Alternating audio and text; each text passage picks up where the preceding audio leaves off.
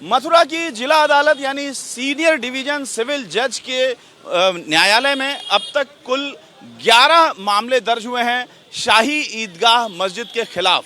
आज उसमें से एक पक्ष यानी Ranjana Agnihotri and other case में सफलता मिली है हिंदू पक्ष को। उस जो परमिशन मांगी गई थी केस को सुनने की वो अलाउ हो गई है। हमारे साथ ब्रजेश कुमार अग्रवाल हैं जो कि Ranjana Agnihotri and other case में वकील हैं यहाँ पे। सर, क्या कुछ आज अदालत ने कहा है? आज अदालत के द्वारा ये कहा गया है कि हमारा जो रिवीजन फाइल किया गया था वो रिवीजन हमारा स्वीकार कर लिया और लोअर कोर्ट के निर्णय को निरस्त कर दिया गया है, जिसमें पहले लोअर कोर्ट ने ये माना गया था कि इनको दावा दायर करने का अधिकार नहीं है वगैरह वगैरह, इस तरह से हमारे दावे को खारिज कर दिया गया था। लेकिन आज हमारे न्यायालय के द्वारा सिविल जज सीनियर डिवीजन के जो आदेश हुआ उसको निरस्त करके माननीय जनपद न्यायाधीश के द्वारा हमारे रिवीजन को स्वीकार कर लिया गया है। आपके रिवीजन को स्वीकार कर लिया गया है, इसका मतलब क्या समझें? इसका मतलब यह कि लोअर कोर्ट में हमारा मुकदमा चलेगा, वैलिडली चलेगा सर।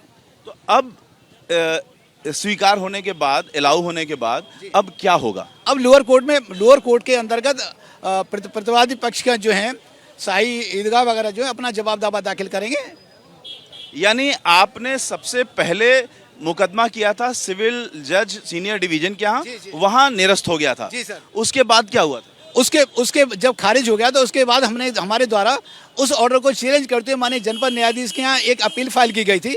अपोज पार्टीज के द्वारा ये क्या कि अपील मेंटेनेबल है, रिवीजन मेंटेनेबल है। देन अपील को हमने रिवीजन में कन्वर्ट कराया। आज माननीय न्यायालय के द्वारा एट लेंथ पहले बहस हो चुकी थी, उसके बाद ये माना कि इसका रिवीजन ही मेंटेनेबल है और माननीय न्यायालय ने हमारे रिवीजन को स्वीकार किया गया है। आज मथुरा के डिस्ट्रिक्ट जज ने आपका जो रिवीजन था उसको अलाउ कर दिया? जी हाँ, आज हमारे रिवीजन को माननीय जनपद न्यायाधीश के द्वारा स्वीकार कर लिया गया है और हमारे लिए बहुत बड़ी उपलब्धि है सर। कब पता लगेगा, अगली तारीख कब है सिविल जज क्या? अभी हम जजमेंट देखेंगे, जजमेंट में कौन सी डेट फिक्स की गई है या सिविल जज के द्वारा कौन सी डेट फिक्स की जाएगी। आज वो डेट पता लग जाएगी? आज पता चल जाएगी इसमें डेट में क्या होगा। अभी जजमेंट में जाकर मैं पढ़ूंगा। उस डेट पर आप लोग सिविल जज की कोर्ट में जाएंगे, वहाँ क्या होगा? जी, वहाँ पर जाएंगे।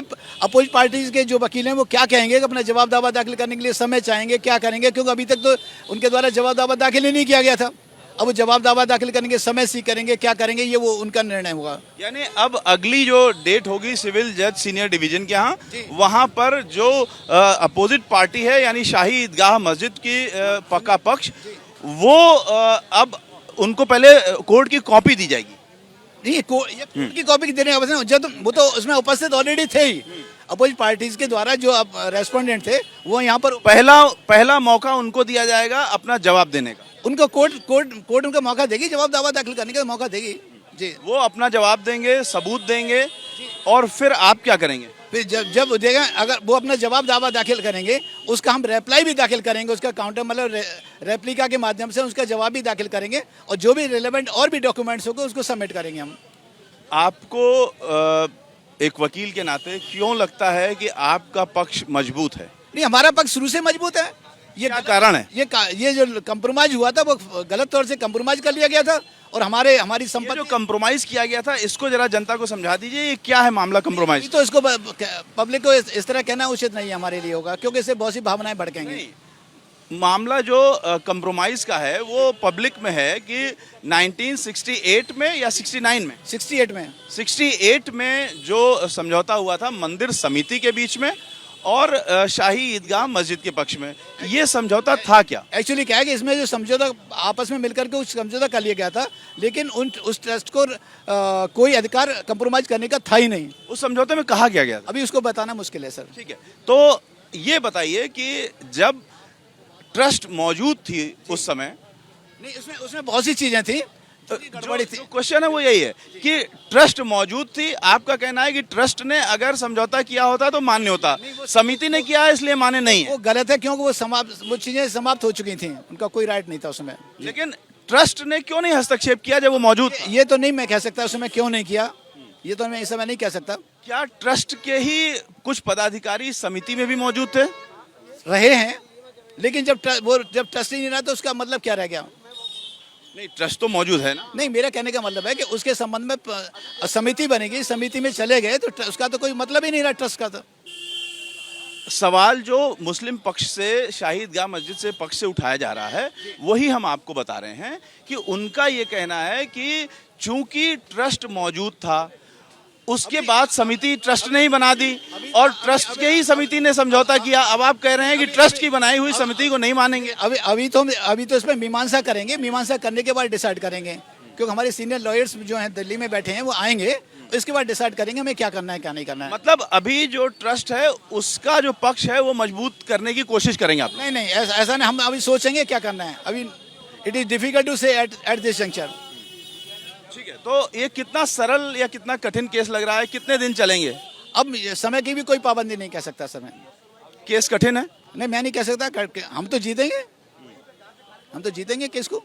मुस्कान आपकी बता रही है कि सारे सबूत हैं आपके पास? सभी तो सबूत है, बहुत सबूत है हमारे पास। अच्छा, अब ये बताइए कि ये जो मामला आज आपके पक्ष में आया है जिसकी खुशी साफ है, उसका कितना बड़ा फायदा मिलेगा जो बाकी 11 केस शाही ईदगाह मस्जिद मामले में दर्ज हैं? उन सभी जो मुकदमे दायर किए हैं उनको पूरा का पूरा हमको फायदा मिलेगा, क्योंकि वहाँ भी लोग अपोजिट पार्टी ये कह रहे थे कि सूट मेंटेन में नहीं है। जब माननीय न्यायालय के जनपद न्यायाधीश के द्वारा हमारे ये सूट को मान लिया गया तो उनको भी पूरा फायदा मिलेगा। सर, क्या ये माना जाए कि शाही ईदगाह मस्जिद के खिलाफ जो तमाम केसेस दर्ज हैं उसमें पहला मुकदमा आपका है जिसमें हिंदू पक्ष को एक बड़ी जीत मिली है? जी हाँ, पहला मुकदमा हमारा है और हिंदू पक्ष को बहुत बड़ी मिली है।